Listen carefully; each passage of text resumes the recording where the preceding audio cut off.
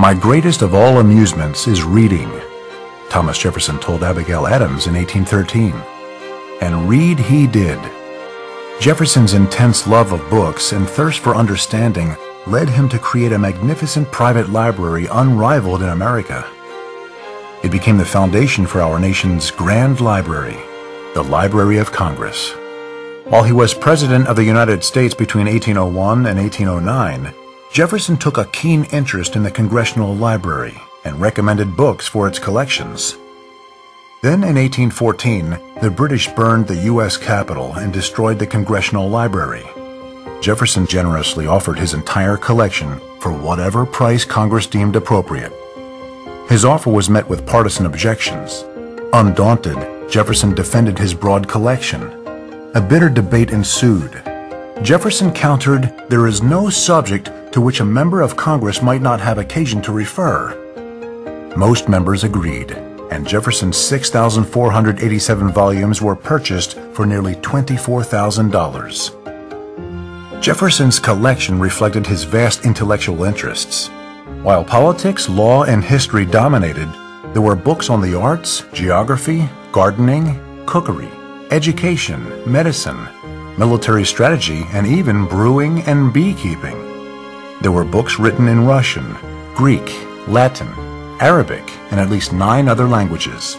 Jefferson prided himself not on the library's size, but that he chose books with care and sensitivity.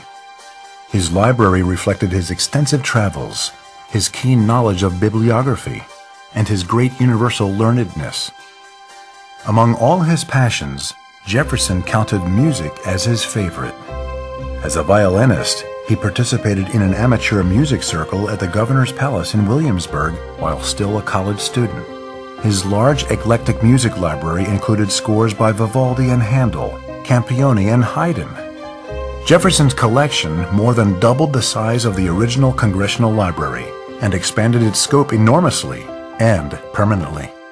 But nearly 2/3 of Jefferson's original library was destroyed by a fire in 1851. Only 2,465 volumes survived. They were moved to a specially built, fireproof reading room in the U.S. Capitol. In 1897, they were moved again to the new Library of Congress building.